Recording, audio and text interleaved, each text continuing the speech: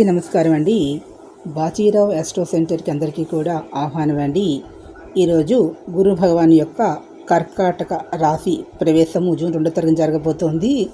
ఈ రాశి ప్రవేశంలో ఈ కన్యా రాశి వారి యొక్క ఫలితాలు చూసుకున్నట్లయితే మనం కర్కాటక సింహం రాశి గురించి చెప్పుకుందాం.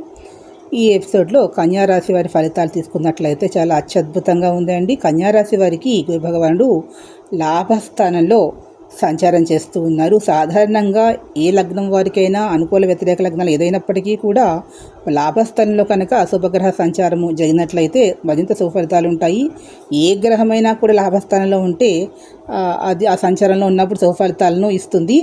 అదేవిధంగా ఇక్కడ గురు భగవానుడు లాభస్థానంలో ఉండడం వల్ల ఈ రాశి వారికి అన్ని విధాల అనుకూల ఫలితాలు శుభ ఫలితాలు అనేవి లభిస్తాయి.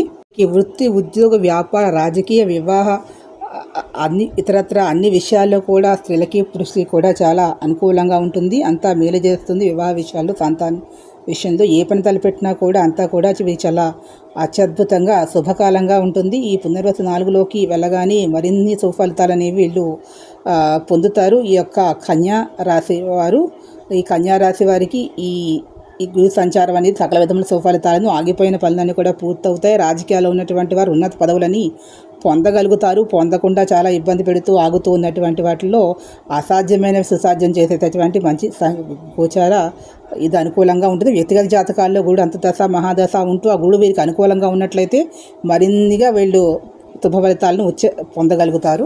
సో ఈ వీడియో మీకు నచ్చిన please subscribe my channel. Thank you to all. జాతకాల కోసమని, ముహూర్తాల కోసం కనుక సంప్రదించాలనుకుంటే ఇక్కడ చూపిస్తున్నటువంటి ఈ నెంబర్ని కాంటాక్ట్ అవ్వచ్చు. మీకు వాస్తు, జ్యోతిష్యం, న్యూమరాలజీ, ముహూర్తాలు, అదేవిధంగా మీ జాతక చక్రం చూసి పూర్తి ఫలితాలు చెప్తాము.